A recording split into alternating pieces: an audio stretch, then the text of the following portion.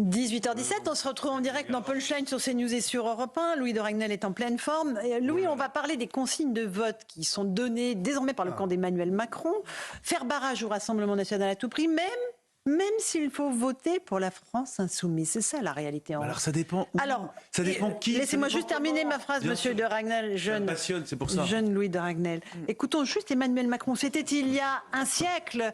Emmanuel Macron, c'était il y a... c'était le 12 juin, finalement. C'était il n'y a pas si longtemps, il y a 15 jours. Écoutez ce qu'il disait à propos du nouveau Front populaire et d'une alliance de bricolage, disait-il. Écoutez Emmanuel Macron. La gauche républicaine et ses dirigeants vient de s'allier avec l'extrême gauche qui s'est, durant la même campagne, rendu coupable d'antisémitisme, de communautarisme, d'antiparlementarisme et au fond de rupture de fait avec beaucoup, là aussi, de valeurs de la République. Sur la question de l'aide à l'Ukraine, les uns veulent aider l'Ukraine, les autres veulent aider la Russie. Que vont-ils décider sur le Proche-Orient? Que vont-ils décider sur les valeurs de la République et le rapport au Parlement? Que vont-ils décider sur le nucléaire et l'énergie? Sur chacun de ces sujets essentiels, et je pourrais égrener la liste, ils pensent le contraire. Ces alliances sont des bricolages d'appareils, mais en aucun cas des majorités pour gouverner. Mais voilà, que pense-t-il, Rachel Kahn, des valeurs de la République? Mais vraiment, pourquoi? C'est un naufrage, là. C'est un gâchis. Voilà, on a tant de discours. Et moi, je reviens surtout au discours des Mureaux du premier Vous êtes resté bloqué sur ce discours. Hein. Tout le monde l'a oublié, mais vous avez raison de le rappeler. Parce qu'il y a tout dans ce discours. Comme là, à mon sens, il y avait tout Mais il fait le contraire 15 jours après, Rachel. Je sais bien. Non, je sais bien. C'est pour ça que je parle d'un naufrage. Et surtout, ce qui est bien, c'est que on a martelé sur la clarification que finalement, c'était bien que les masques tombent, etc.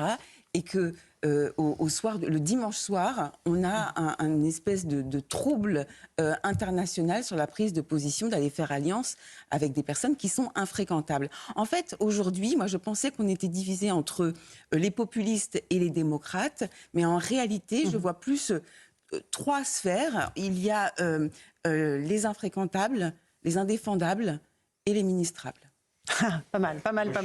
François, Éric. Je suis effondré parce que le seul discours Vous venez d'entendre le discours du président Macron il y a 12 jours, 15 jours. Ce discours-là, c'est 15 jours. on ne peut pas voter pour le Rassemblement national et on ne peut pas voter pour LFI. Mais c'est pas ça qu'ils disent. Oui, non, mais bien sûr, mais après le discours qu'on a entendu.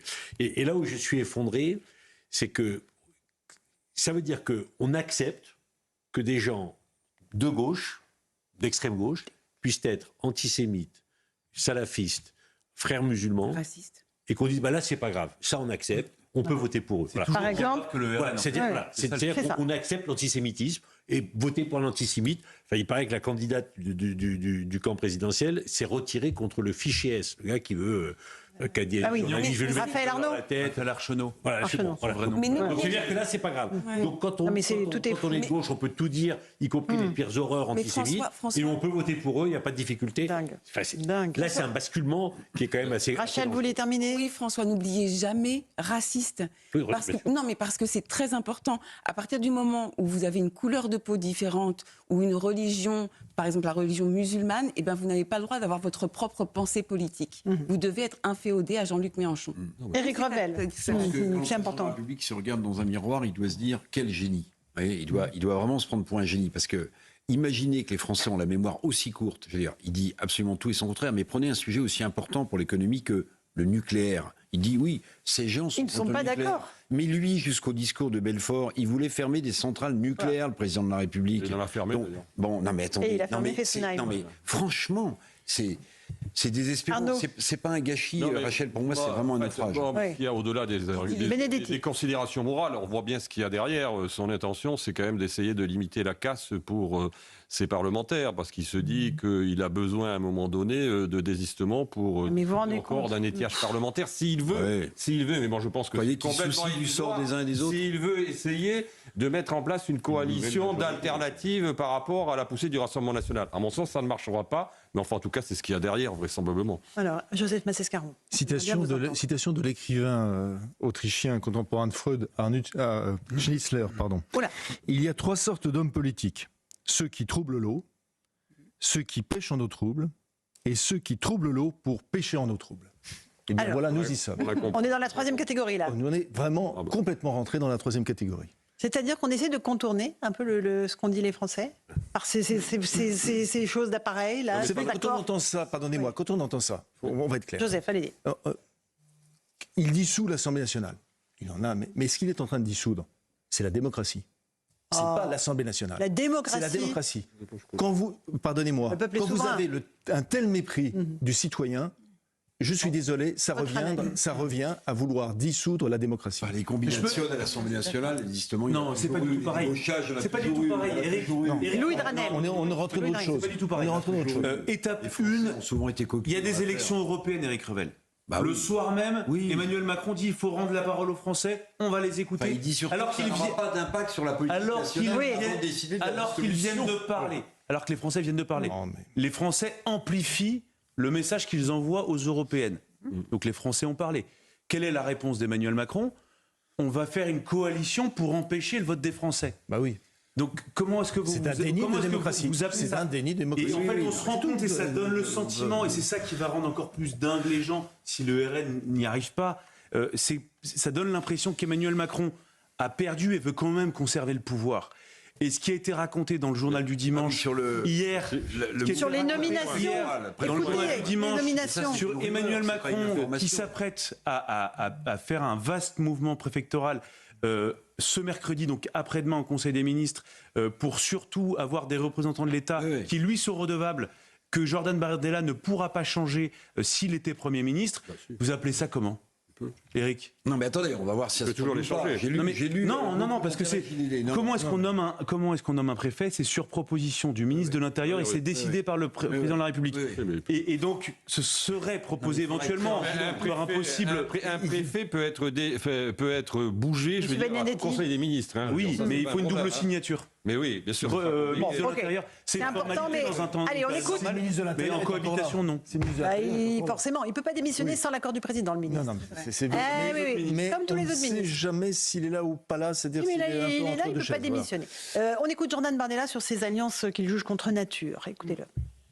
Non mais c'est pas un front anti-RN. Enfin, moi j'ai vu une alliance qui n'a ni queue ni tête entre M. Mélenchon et M. Macron, qui est une alliance du déshonneur à la fois pour l'un et à la fois pour l'autre.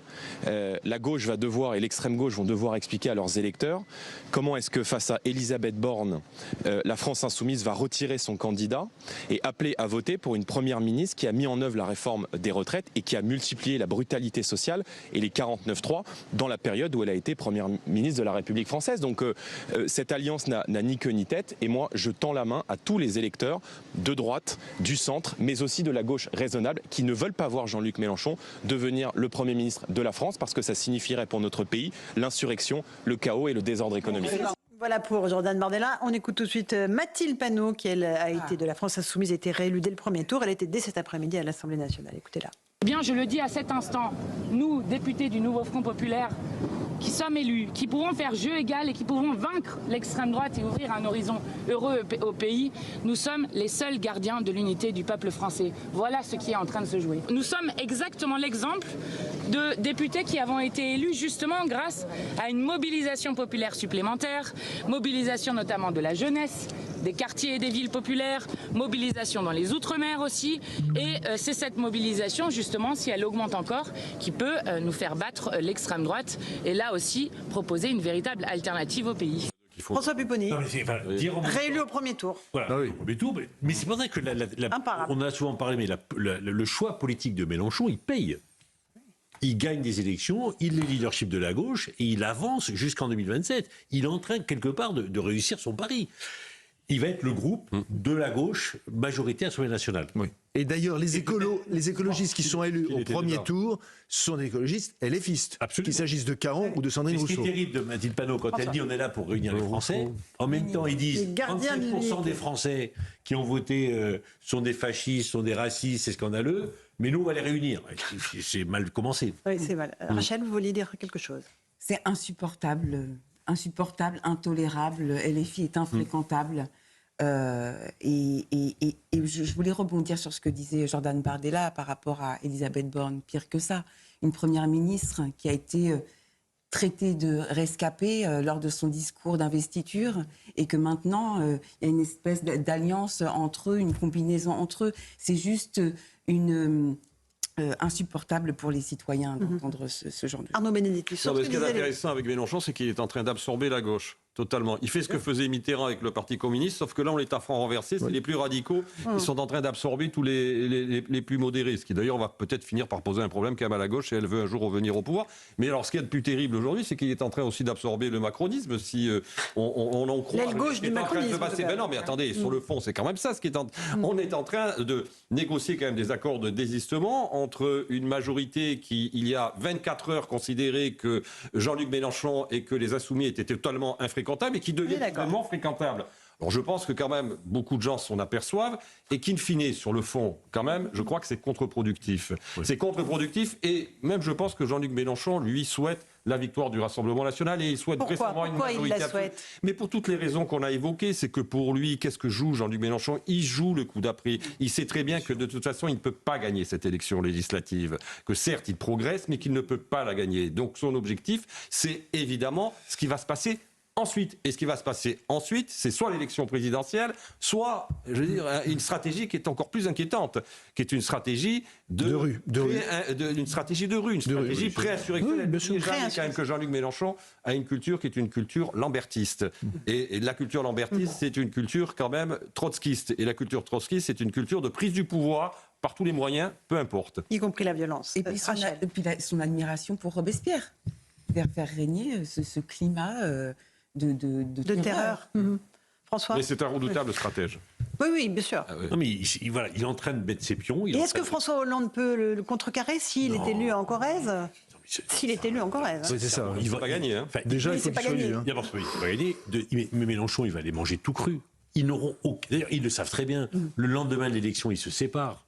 Sur les premières prises de position, il va cliver. Et donc, il va faire exploser. Comme il a fait exploser la NUPES, il va faire exploser le Front populaire parce qu'il aura réussi son coup et que c'est le coup d'après qui l'intéresse. Monsieur. Louis, vous aviez quelque chose à dire ? Non, pardon. Non, mais j'aime bien quand ils discutent entre eux, là. Nous commentions, figurez-vous, l'infographie qui est intéressante avec les Alors, parlez-nous de François Hollande. Il a récolté combien de voix ? Dites-nous juste pour nos auditeurs combien de voix il a eu, combien de pourcentage ? Hollande est avec 37,6% des voix donc, hier soir, ce qui est un très bon score en premier tour. Ensuite, il est suivi dans sa circonscription. Du Rassemblement national à 30,9%. C'est pas un bon score. Monsieur Pouget. Ensuite, Monsieur Dubois. Monsieur Dubois, les Républicains, 28,6. 60%. Et Monsieur Coineau, extrême gauche. Coineau avec 2%. Et ce que je disais à Rachel, c'est que le paradoxe de cette histoire, c'est que si le candidat Rassemblement national se maintient au second tour, ça peut-être permettre l'élection de François Hollande de manière. Non, alors, je vois que Joseph dit non. Le candidat du RN. S'il se Vous êtes perdu, Louis. Élire François Hollande et s'il se retire paradoxalement, ça peut faire battre François Hollande. Voilà un report de voix vers M. Dubois. Tout à l'heure, le RN fait barrage, il retire son candidat, il demande à ce qu'on vote. Merci pour Eric, c'est beaucoup plus clair. Voilà. Et là, François Hollande. Demandez à Éric Revel quand vous ne savez pas. Non, mais le score, pardonnez-moi, le score est très mauvais. Le score de François Hollande est mauvais. Pardonnez-moi, il est mauvais dans cette circonscription. Pardonnez-moi. Oui, ancien président de la République, il est mauvais. On est très très loin, pour ceux qui n'ont pas la mémoire courte, on est très très loin de Giscard lorsqu'il a repris marche après marche. On est très très loin de ça. Voilà. Loin, à de nombreux titres. Un rappel des titres de l'actualité de 18h30.